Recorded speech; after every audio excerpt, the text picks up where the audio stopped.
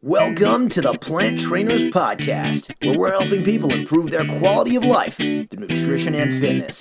And now, your hosts, nutrition and wellness coaches, international speakers, Adam and Shoshana Chaim. Hey, I'm Adam Chaim. And I'm Shoshana Chaim, and we are Propelled by Plants. Today we bring to you episode 236, Run, Eat, and See the World with Ultrarunner Kim Matthews. In today's episode of the Plant Trainers Podcast, we talk to Kim Matthews, the ultra-runner from Run, Eat World. Kim wasn't always a runner, as you'll learn during this interview, nor was she always eating a plant-based diet, but just like us, she's on a journey.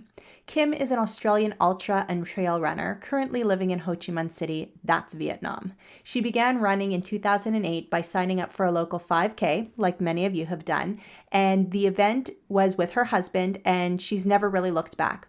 Over the years, her distances gradually increased before finally completing a marathon in 2014. After a 6-month break to go traveling in 2015, she returned to Australia with 2 goals: to switch from a vegetarian diet to a plant-based lifestyle, and to complete an ultra marathon.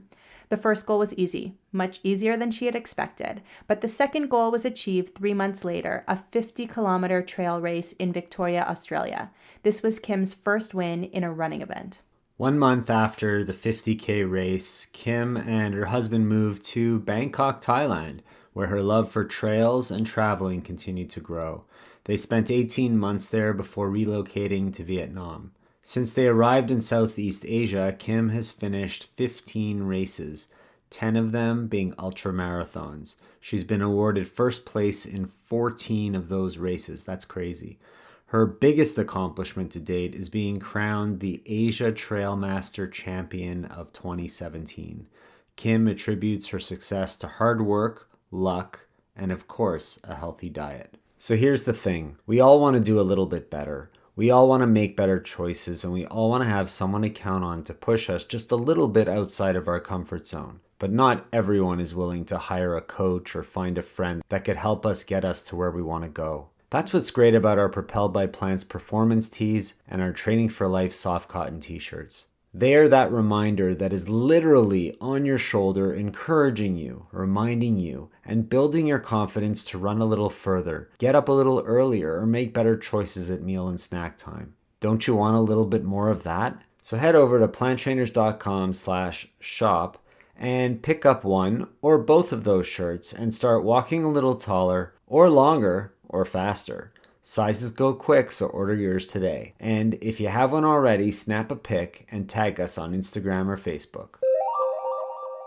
And now for a moment of gratitude. Today I'm grateful because I met with my illustrator last week on Friday, and I was able to pick up my illustrations for the Big Breath book that's going to be coming out within the next month and a half, maybe 2 months. So stay tuned to find out a little bit more about that. But I'm just so grateful for her and her artistic abilities and being able to take her work, put it together with mine, and put it out there to share with other people. I'm very excited to see that final product. It's going to be pretty cool. I'm grateful for the fact that I got out for a run today. It's been a few weeks since I actually got outside to run, and I pushed myself to get out there. It was a little warmer than usual. It was, I think, 35 degrees Fahrenheit, and I did it. I just made it happen. I got out there, and I'm grateful for making it happen. Kim Matthews, thank you so much for coming on the Plant Trainers Podcast today. Thank you so much for having me. All the way from Ho Chi Minh City, so this is really exciting. We've got across the world interview today. It's amazing what Skype and the internet can do for us, and I'm grateful for that. Do you have anything that you're grateful for today? I am really grateful that I've found my passion in life, running. It's something that gets me out of bed every morning, sets me up for the day, and just puts me in the right frame of mind. So very grateful for that. Yeah, running tends to have that effect on me as well, and I'm glad that I found it too, because it really allows me to clear my mind and refocus, reshift my energy, and put me into a better place. So it's pretty awesome. Yes, I completely agree. But you weren't always a runner, right? No, I only started getting into running about 10 years ago. My husband and I were just looking for different things to try. We found a 5K in our city. We were living in Melbourne at the time in Australia, And we thought, why not? Neither of us had ever run 5K before. So we just signed up, did a couple of very, very short training runs. And surprisingly, we ran the entire way, finished on a huge high, one of those runners' endorphins rushes, and immediately went home and signed up for every fun run we could find in the city. And from there, we just slowly built up over the years until 2014, we finally ran a marathon together, which was fantastic. And after that, it turned into trail running, which is what I'm doing now. Is your husband your running partner all the time? No, it was in the early days when we both started together. But now I've gone on to the trail and ultra scene, and he's sort of sticking to more the half marathon road scene. He does a few trails as well, but we have very different training focuses, training paces. I get a lot more time to train than he does. He's a bit busier with work, so we don't get to run together very often.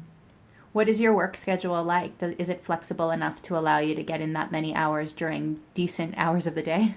Yeah, in Australia, I was a speech therapist, and so I was in the 9 to 5. But in Vietnam, speech therapy isn't quite recognized as a profession just yet. So I can't do that over here. So instead, I'm doing some tutoring for kids, maths and science tutoring, and most of that is in the afternoons. So I generally have the mornings off to be able to run as much as I like. And on weekends, I do have a part-time job that takes me away about once a month. So that interferes a little bit with my running, but otherwise I get to run as much as I need to. Yeah, life tends to get in the way of running once in a while. It does. It's really amazing that you and your husband found that together and were able to support each other through that experience. There's a lot of people who want to do the 5K, don't have anyone to really go with. How would you recommend that they find some support when they're looking to get started? I think finding a running group in your city is a really great way to get started. I know when I first moved to Thailand, the first thing I did was sign up to the local running group. I didn't know anything about running in Thailand, where to run, where to race, but just meeting these people, they embraced me straight away and told me everything I needed to know. And I think every city these days has a running group, and you will find so much support there. Everyone wants to help everyone else. So definitely search that out. I'm just thinking about running in Thailand, and I'd want to be running with a running group. There are certain cities throughout this world where you just don't want to be running alone, right? There's safety in numbers from a running point of view and just from a personal point of view. So, getting out for early morning runs or late afternoon runs or running in obscure places, you're going to want to be with people. So I think it's a great way to reach out and meet some new people, but also make sure that you're running safely as well. Yeah, absolutely. I had no idea where to run in Thailand or in Vietnam when I moved here. And the support and the safety, you're right, you get from that group is fantastic. Tell us a little bit about some of the great experiences that you've had exploring new trails and new cities and new countries. What do you love about that? I love traveling. I've traveled a lot with Danny. I've been very fortunate that way. I'm the type of person who always wants to see something new. I rarely go back to the same place twice. And this is great in trail running because there's so many trails out there, so I can always go to a new location. I don't think I've ever done the same race twice just because there's so many out there. I love the mountains, the scenery, the views. I just find it so inspiring. It makes me want to go out there and run. And it doesn't have to be running. I love hiking as well. It's just getting out into nature and finding out what each country has to offer. If I could spend every day exploring all the trails in the world, I would be one happy person. Do you collect any little tokens and things from the different countries that you've been to, or is it just your experience with your feet on the pavement or your feet on the trail? The medals. The medals.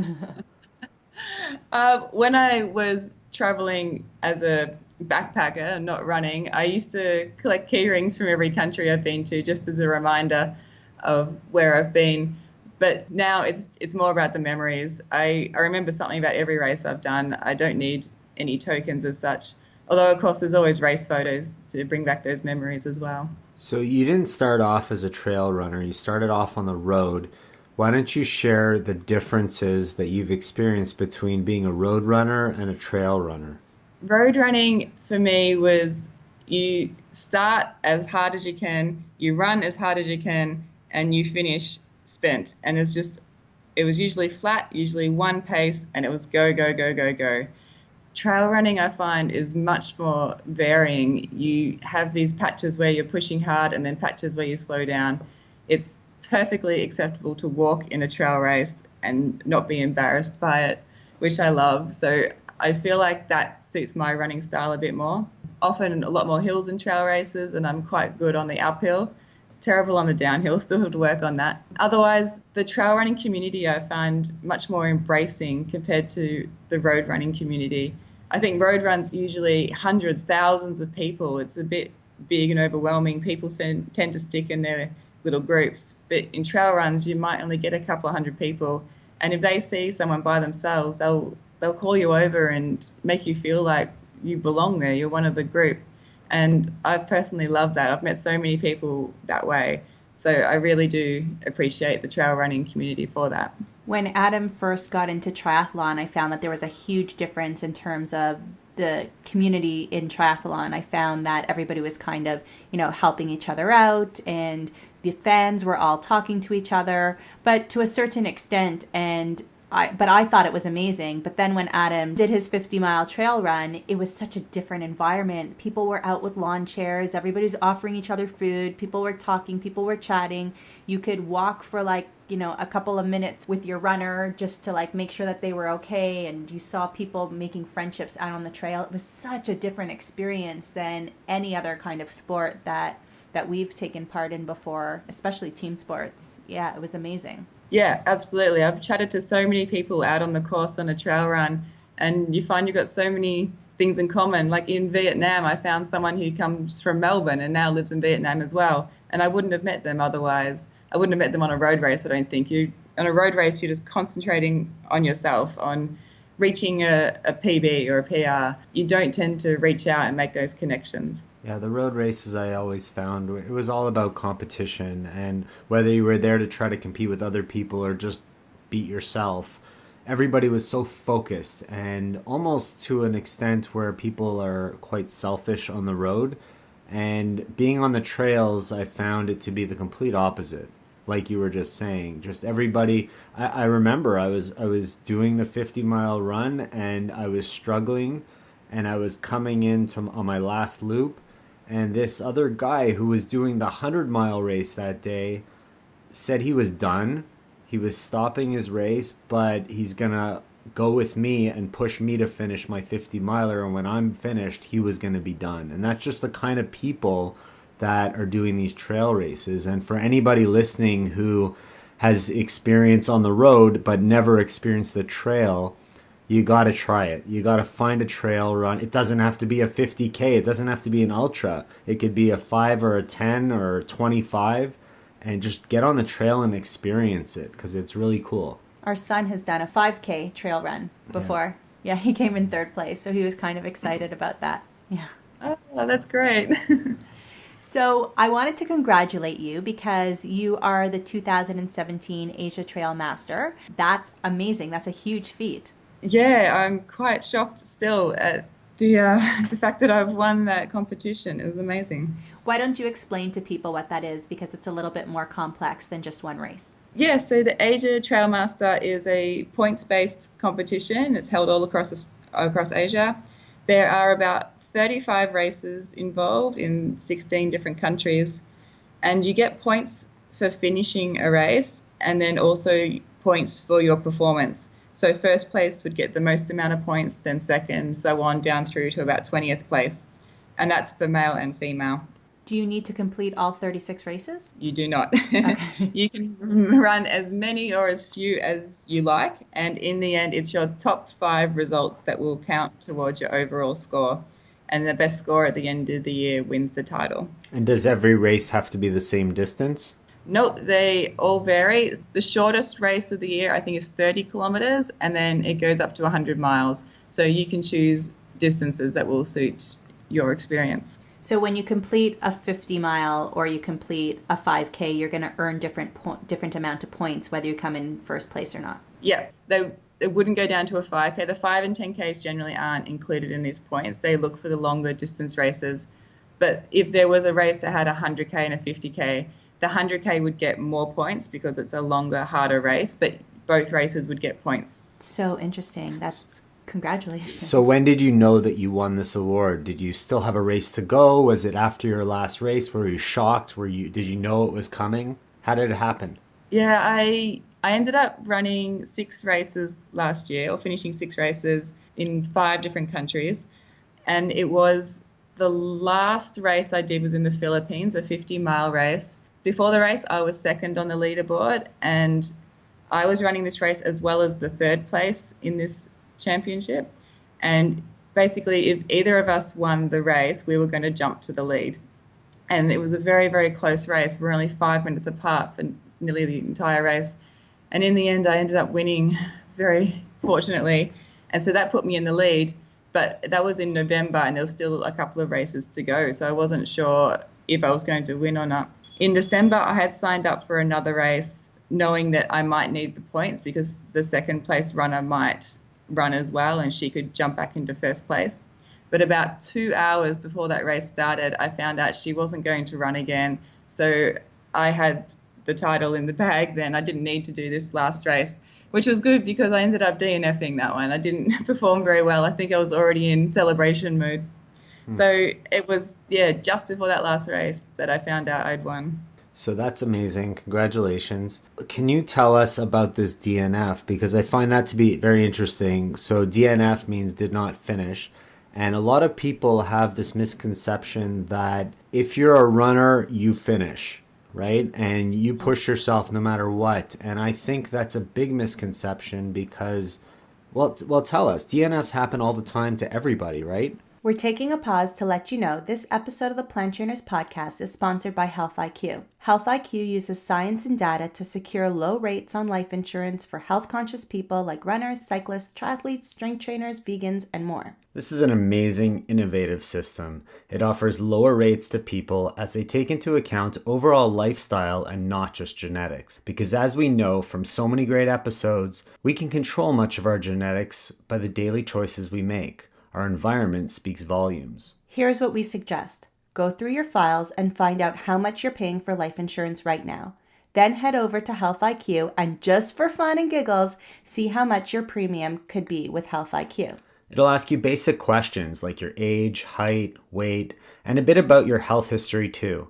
But it also gives you the opportunity to tell them if you're vegan, what type of physical activities you take part in, and how often. Then you get to take a fun quiz to make sure you're for real.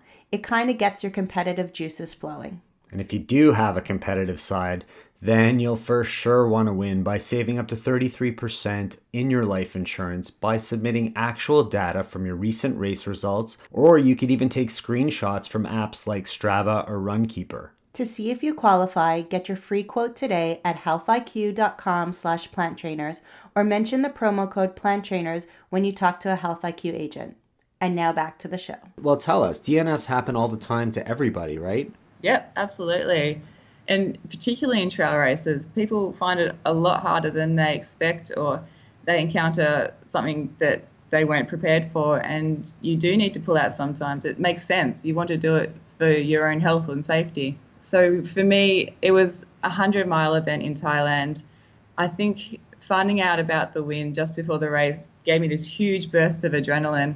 And then as the race started, that adrenaline seemed to disappear, and it didn't set me up right for the race. I started to lose energy about the 40K mark, which isn't very far into a 100-mile. And my stomach rebelled against me. I couldn't eat anymore. I wasn't taking on any energy, so I didn't have any energy to keep me going. I ended up really struggling after 60K. I think it ended up taking me 2 hours to walk 7 kilometers along a flat trail. It was just to the point of being ridiculous. I got to an aid station and I fell asleep. I had nothing left to give. I fell asleep. I woke up an hour later and I could have kept going. I had plenty of time left, but I didn't really want to finish a race like that. I wanted to do really well. And so I just said, no, I can't do it. I'm pulling out. Ended up going back to sleep. And then after that, I could finally eat again and put something in my body. But I knew if I tried to keep going, I would have just collapsed on the course. And that's not how I want to run a race. And there's safety reasons, I didn't want to put myself through that either. So that's very impressive that you know your body well enough to be able to do something like that. For those people that are listening that caught the kilometers and miles thing, 100-mile race is actually 160 kilometers. So it's quite a long race, and to be able to stop yourself from going too far and putting yourself in an unsafe place is not something that a beginner runner would necessarily do. They'd probably try to push themselves to the point where they end up in a medical tent or an ambulance or the hospital, and people have to be really careful. So for people that are new to trail running, who maybe they've done a 10K or a half marathon or maybe even a full, how would you advise them to get started into this ultra marathon world? Well, I think if you've done a marathon, jumping up to a 50K isn't a huge stretch. People think, oh my gosh, an ultra, but it is completely possible. The main difference, though, is going to be that the ultra is more likely to be on a trail, and so it will take you a lot longer than that marathon will. Mm-hmm. I guess the first step is finding a good training plan, one that starts from your current level of fitness. Don't start from one that's way above what you're doing right now. And then slowly increase your mileage each week, and also the distance of your long run. Your long run is going to be the most important run you do. And eventually you'll work up to back-to-back long runs, so running a long run 2 days in a row, so you get used to running on tired legs. Really important to take recovery days if you need them, and recovery weeks where you have a down week, you do less mileage, let all those adaptations occur in your body. I think it's also really important to practice what you're going to eat and drink during the run. A lot of people don't do this, and they'll find that their body reacts very differently after 5 hours to how a gel goes in compared to the first hour. So you need to practice all these different foods that you might possibly want to eat, and everybody is different. Don't just think it'll work for some person, it'll work for me. You've got to practice it yourself. That's the biggest problem with these cookie cutter programs that you see online, and people have to be very careful because everyone reacts differently to the training plan. Everybody reacts differently to their nutrition, and they definitely have to practice it like you just said. And I'm glad you brought up food, because that's something that we wanted to talk about. From what we understand, you are now plant-based. Yep. But you weren't always. You weren't always eating that way. So maybe you could tell us how that got started and the progression as you got into running, and if that changed. Yeah, sure. I grew up a meat eater. Meat and 3 veg was our standard dinner. You got to throw it back on the Barbie, right? Yeah, that's right. And it was about 10 years ago, or maybe a bit more, that I read a report about the links between processed meats and cancer and other health effects. And it just shocked me. I had no idea that this could happen. And almost immediately I cut out processed meat. I stopped eating the ham and the bacon, those sort of foods. And I stayed like that for a while, thinking, I was eating healthy now. A few years after that, I watched a documentary, Food Inc., and that triggered something else in my mind about the animal industry. And I said, all right, from now on, I'm only eating free-range meat. When I went out, I wanted to see free range on the menu. And I rarely ate meat at home anyway. I didn't buy it very often. So it was only when I went out that I ate this meat. But I was a bit more cautious of it. And I was very conscious of ordering a few more vegetarian meals. And after that, it was just this slow progression of removing the meat from my diet. And eventually, at some stage, about 3 or 4 years ago, I realized I was vegetarian. I had stopped eating meat. I didn't know when it was. It had occurred, and I felt great. So suddenly I was vegetarian, and I didn't really think much more of it. Veganism never really crossed my mind until I went traveling in 2015, and I started listening to some podcasts because I had long trips on the bus, nothing better to do, listen to some podcasts. And so I was looking at running podcasts, vegetarian podcasts, and I found that there are actually more vegan podcasts than there are vegetarian podcasts. So I started listening to these, and I just realized that there are so many athletes out there who are on this vegan diet, and they all say their diet is what's helping them to perform at their best. And I thought, could I really, really do this? Is this something that's possible for me? And then when you look into the ethical side of eating meat and dairy and all the everyday products we use, I knew then that I couldn't go back to eating dairy when I returned home. So the day I got back to Australia, I went vegan, and I also decided that day that I was going to run an ultramarathon. So they were both decided at the same time, and I went full belt into training for this ultra. And as I was traveling for 6 months, I hadn't been running that time. So basically I was running and going vegan at the same time. So it's hard to know how much of an impact going vegan has had on my running. But I knew that I felt great. I had lots of energy. I could recover in time to perform the next workout. And so no doubts after that going vegan was the right choice for me. And did you really find that it improved your running? Did you see a huge difference there? Yeah, it's really hard to know. I was training harder than I ever had before. So I don't know how much of my improvement was due to the training and how much is due to the diet. But I'm sure both have had an impact on that. Did you find it difficult to eat vegan in Australia? No, not at all. There are plenty of vegan restaurants around, plenty of specialty stores selling vegan ingredients. All the supermarkets are going to have your vegan dairy products, vegan frozen meals. I had no problems at all. It was only when I was around, I guess, friends or family who weren't really sure what to serve me or where we should go. But if I do a bit of research online, I can find restaurants that might have that one vegan option, and we can always go there to eat. So no problems in Australia. And then when you went to Asia, did that change, or was it still just as easy? Asia was a bit different. We first moved to Bangkok just over 2 years ago, and Asians love their meat. Yeah. It's eaten at every meal. It's meat. And even if you go to a restaurant and say, I'll just have the noodles but don't put chicken on it, they've used fish sauce or oyster sauce or shrimp paste in the base of the sauce. So it's not vegan. And living in Thailand, they use their own alphabet in Thailand that I can't read, and will take me years to learn how to read. So I couldn't even read the ingredients on packets of food. So I found that very, very difficult. One thing that really helped is Happy Cow, the website. They listed all these vegan restaurants, which were fantastic. So I tended to stick to those sort of restaurants. And I also joined a vegan meetup group there, and they held dinners once a month or so at different restaurants or people's houses.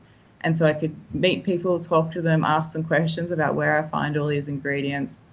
And I that was a lifesaver. So while it was initially challenging, I ended up finding my way around all those challenges. And after that, no problems at all. I'm interested to know, the meetups, is it mostly expats, or are there local people too in vegan meetup groups? In the vegan group, it was mostly expats, but there definitely were a couple of locals as well. And the groups were doing their best to try and involve locals in the groups. They still are doing things like cubes of truth and trying to show the local community where their meat is coming from. And I think, slowly it is increasing with the locals. I remember when we were living in Asia, they had these beautiful markets with beautiful fruits and vegetables, and I would think that if we went back there now, that's where we'd be going for all of our food. Eating at home, yes, but eating in restaurants would probably be harder. Although when we were in Vietnam, we found lots of vegetarian restaurants, or restaurants that would accommodate us. We were traveling actually in Vietnam with our cousin who was vegetarian, but I always carried a card because I'm allergic to shellfish. So I always carried a card, and I would always find someone who could write out a card that said, I'm allergic to shellfish, no, and it would label everything that I wasn't allowed to eat, including in the broth. And they would look at me and they would laugh and they'd go, okay, lady, whatever. But it did help in a lot of instances just having that card when there was a language barrier inside of restaurants. But eating in markets day to day to make food on your own, that's the way to go. Yeah, and that's what I do now. I live very close to a fruit and vegetable market. I load up on fruit and veg for the week. I have my beans at home, some grains, nuts and seeds, and that's pretty much it. That's my staple most of the time. It's easy, it's perfect. I don't have to worry about the language barrier then. It really works for me. So I'm sure some people are wondering, you're doing these ultra runs, you're on the trails. How are you fueling yourself? What kind of food are you eating during these races? Are you only using gels? What do you do to fuel yourself during these long runs? So when I'm doing a long run or a long race, I usually start out with gels. We're very lucky that a lot of gels these days are vegan, so that works out well. So I start with gels and dates. I love dates on a run. Just to mix it up from the gel, at least the date you can choose, a little bit of a different texture there. But gels and dates, I tend to get sick of after about 4 hours. I can't do sweet food anymore, and I've got to switch to savory foods. And so that's when I'll move on to things like bread, dry biscuits, boiled potatoes, sticky rice if that's available, just very starchy, plain foods. And I can go on those all day. I also do some energy bars, which I can do later in the race as well when they're not too sweet. But those are generally my staples, and just water. I don't tend to take an electrolyte drink. I just stick to water. Yeah. No peanut butter in there. No peanut butter. Or Vegemite. I do eat Vegemite. On a run? Yeah, on the run. I put Vegemite on the bread. I love it. It's very salty, savory. So there's your electrolytes, because you're getting your salt in through your Vegemite if you actually eat that stuff. I don't know how you guys do that. I don't know. North Americans can't stomach it. You've got to grow up on it, I think. Yeah. So in terms of people just starting out on their ultras coming up, is that what you recommend to them too? Just play around with salty, play around with sweet, and see where that takes them? Absolutely. I know some people hate gels and they won't go near them, and that's fine. But find something else that gives you that quick sugar burst. It can be dried fruit or fresh fruit, energy bars, chews. Just find something that works for you. I'm lucky that I can do gels for a short amount of time, so I stick to those. And then after a while, particularly in the heat, you tend to get sick of the sweet very quickly, switching to savory. So bread might be too heavy for some people, so you might have to find something else that works, but definitely play around. What kind of food do they have at the aid stations in Asia on those trail races? Yeah, it's always different. Nearly always fruit available, which is great. I love the fruit selection. Sticky rice can be common, although often served with meat, so I can't eat it then. 2-minute noodles or pot noodles they'll have available. And if I just don't put the flavour sachet in, that would be vegan. In the last race I did, they had boiled sweet potatoes, which were fantastic. I took a few of those. Yeah, I can't. Oh, sometimes I've got sweet food as well, like chips and what do you call them? Pretzels. Yeah, just sweet. Don't see pretzels very often here. No. I know pretzels are a common food in North America, but you don't really see them here. That's so interesting. It's good that you have some food available to you so that you don't have to be carrying everything on your own. So that's good. Yeah. I remember reading on your website that you actually hate coffee. So the question is normally, where do you get your protein? But I mean, screw that. We know the answer to that. But where do you get your caffeine is what I want to know. I just don't need caffeine. I've always hated coffee. I hate the taste of it. I don't drink tea either. I don't drink any hot drinks. I'm someone who just doesn't need caffeine. And even in races, I would only take a caffeinated gel if I was really, really desperate, if I thought I was going to fall asleep. Otherwise, no caffeine for me. Awesome. So we wanted to ask you a few rapid fire questions. You ready for that? Yeah. Good. Okay. So what is your favorite race so far? The Vietnam Mountain Marathon up in Sapa, northern Vietnam. And what is your favorite location that you've run in? Oh, so many. I love the Philippines for their running community. I love Thailand for all the running friends I have there. I love Australia for the weather. And I love everywhere for the scenery. Biggest accomplishment so far? Winning the Asia Trail Master last year, and the first race I ever won, which is the first ultra I ever ran in as well. What's your next race? I have a race in the Philippines, a 50-kilometer trail race, the Cordillera Mountain Run. What race do you want to run but you haven't run yet? Oh, all of them. I don't have any major destination race in mind. If I have the opportunity to run somewhere, I'll take it. Every race you do in Asia is a destination race for us. They all sound amazing. What is your next big goal in athletics? I definitely want to get to that 100 miles distance. I didn't quite get it last year in Thailand, so I want to go back this year and get that. What was the longest race you've done? 100K. What goals do you have outside of sports? just to earn enough money to keep running. Otherwise, I want to travel a lot more, see more of the world, and go hiking as well. I hiked in Nepal last year and I absolutely loved it. So I definitely want to head back to the Himalayas and see more of that. And are you running this year to try to defend your Asia Trail Master Championship?